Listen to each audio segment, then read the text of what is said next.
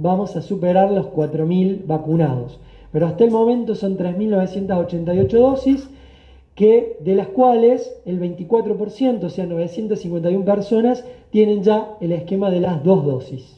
Eso también es un dato importante, bajo, pero importante, porque significa que va avanzando el esquema de vacunación. Y allí después en la placa que ustedes la van a tener, se compone, cómo está compuesta esta vacunación, 2.028 personas mayores de 60 años, acuerden también ahí, tenemos un universo de 500 personas que todavía no estamos llegando, que venimos trabajando con llamados por teléfono. Les pedimos a todos los familiares que tengan un mayor de 60 años, conocido, amigo, que sepan que aún no se ha inscrito, que por favor lo haga o nos referencia al COE llamando a los números de teléfono del COE para que lo ayudemos a anotarse. En la medida en que tengamos más anotados para las vacunas, más vacunas van a llegar a General Dehesa, porque en Córdoba el esquema es nominal. Entonces necesitamos que la gente individualmente, como esto es voluntario, se inscriba y se anote de manera individual. Y por otro lado, hemos avanzado mucho en los pacientes entre 18 y 59 años de edad, donde allí ya estamos en la franja etaria superando los 45 años, entre 45 y 60 años, sin comorbilidades. Que eso es muy importante. Ha llegado en la tanda de la semana pasada, llegó mucha gente entre 50 y 60 años que no tenía comorbilidades, y eso significa que va a ir descendiendo. Eso también es muy importante. Por último, para comentarles 2 datos en cuanto a lo sanitario, y después seguramente si ustedes tienen consulta lo van a profundizar con la directora del hospital. Tenemos hoy de los 174 casos activos, 11 pacientes con tratamiento de ibuprofeno inhalado, y a su vez de los 174, restando los 7 pacientes domiciliarios, 7 pacientes internados, tenemos 16 pacientes con atención domiciliaria. ¿Esto qué significa? Recuerden que nosotros ya desde el año pasado implementamos la visita de personal sanitario, médicos, paramédicos, a los activos en sus domicilios, cuando refieren saturación baja, complicaciones en la respiración, que tal vez a lo mejor hacen una valoración en el hospital y vuelven a su domicilio. Ese paciente sigue con un tratamiento en su domicilio, y esos son hoy la cantidad de 16 pacientes. Estos días se habló mucho de que Córdoba había activado el código rojo para continuar el tratamiento de quienes habían estado internados en sus domicilios. Bueno, nosotros hacíamos este tratamiento previo a llegar a una internación ya desde el año pasado, y este año obviamente que lo reforzamos y lo continuamos trabajando. Por último, un dato importante, siempre lo referimos, es el nivel de stock. Estamos en 5.352 test entre hisopados rápidos y PCR, lo que siempre es una tranquilidad para todo el personal sanitario.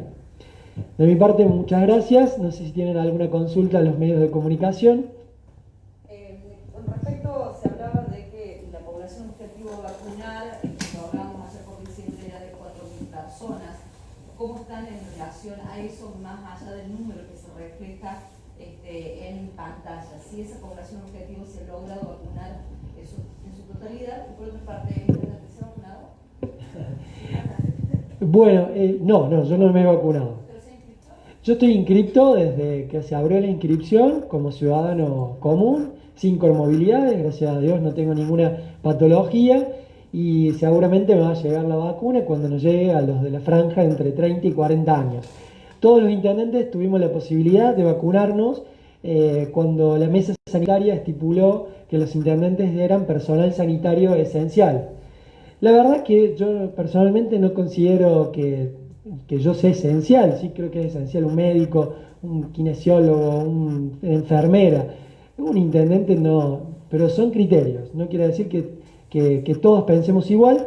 Por ende yo, en mi caso, la rechacé en su momento y pedí que la reasignaran. No sé a quién se la habrán reasignado, pero sí pedí que la reasignaran. Sí me voy a vacunar, estoy inscripto y me voy a vacunar el día que me llegue, con la tanda de los mismos que están en mi edad, ¿no? Entre 30 y 40 años.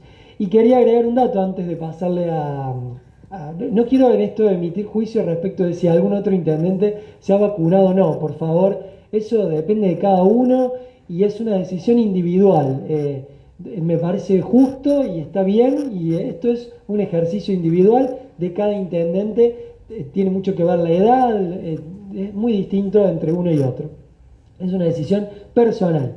Yo creo que en este momento, más que nunca, la dirigencia tenemos que dar ejemplos y sobre todo ser coherentes. No le podemos pedir gestos al resto si uno no lo da, ¿no? Entonces, en ese sentido, trato siempre de ser lo más coherente posible.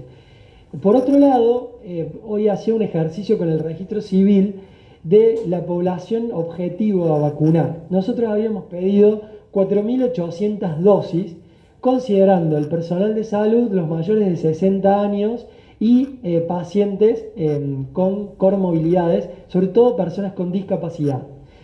Si se quiere, respecto de ese número, estaríamos bastante cerca, porque al día de hoy, esta tarde, vamos a estar superando las 4.000 dosis.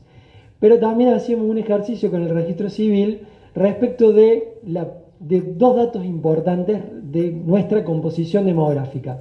El primero, que tenemos que vacunar, en teoría, si el 100% de nuestra sociedad se vacunara, a 13.000 habitantes. Tenemos que contar aproximadamente 3.000 personas que son menores de 18 años. O sea que de esas 13.000 personas que podríamos o tendríamos que vacunar, estamos bastante lejos todavía para generar una inmunidad de rebaño por vacunación.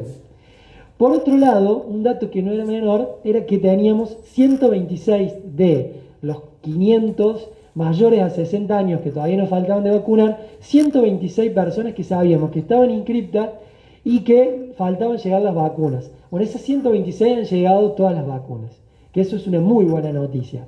Es decir, que de los mayores de 60 años, los que nos faltan vacunar son todos aquellos que no se han inscrito todavía, o porque no quieren o porque no saben hacerlo.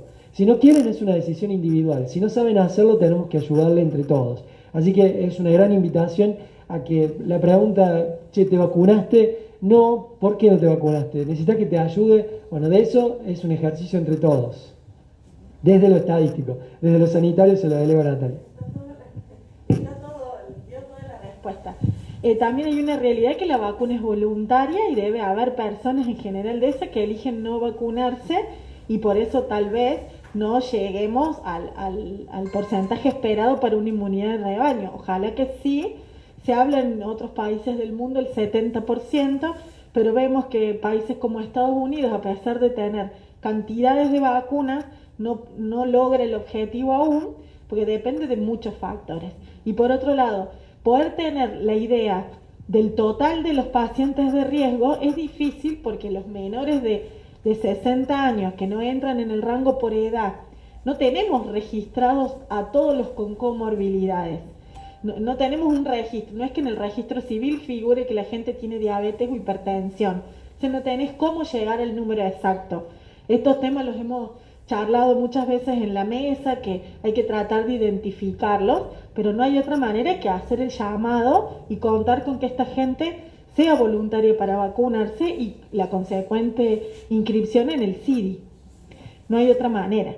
Doctora, con respecto al tratamiento del suero equino que se había hablado, ¿eso se llegaron los insumos? Bueno, justamente hoy hemos conseguido que nos envíen suero equino, va a estar llegando. En este momento, con el colapso sanitario, los insumos están como muy demandados en toda la provincia, así que hemos hecho la gestión a través del señor intendente, él lo consiguió hoy. Nosotros estábamos en este camino porque es lo que queríamos, pero bueno, dado que estamos en este momento tan difícil, por ahí los accesos se complican y en esto nos diferenciamos de nuestra situación sanitaria hoy con 174 activos. En un ratito seguramente los números cambiarán cuando hagamos el conteo, esperemos que para bien. Con esta cantidad de activos no podemos relajarnos, palabra que quisiéramos no usar más, pero que caemos siempre en eso, porque nuestra situación sanitaria hoy está controlada y tiene que ver con el exhaustivo trabajo y con la conciencia de la gente que se reporta y se notifica. Y acá aprovecho para pedirles que no crean que es un resfrío común, no crean que es una alergia, por favor, hisoparse. Los aislamientos por síntomas son muy cortitos, llevan los días que llevan los cuadros en resolverse. Nadie debe trabajar ni asistir a ningún lugar con un cuadro de respiratorio hasta que se demuestre que no es COVID. Bueno, a lo que iba con lo que estaba diciendo es que la situación sanitaria de la provincia es grave. Estamos en boca de todo el país. Esta vez le toca a Córdoba. Cada día hay un récord. Los últimos días han sido el peor día de la pandemia. Entonces, de eso no nos escapamos. Que nosotros tengamos una mejor situación local no hace que tengamos acceso a camas de UTI y de camas intermedias, de cuidados para los pacientes que se complican. Y créanme que ahí somos todos iguales, el que tiene cobertura y el que no tiene, en un momento como este. Entonces, quienes han pasado por esa situación seguramente van a poder dar fe de que es así. Es muy complejo conseguir hoy una cama COVID. Hacemos todos los esfuerzos, tocamos todas las puertas, pero es muy difícil. Y el comportamiento del virus ha cambiado, estamos en época de frío, donde las enfermedades respiratorias son comunes y los casos de COVID se han incrementado.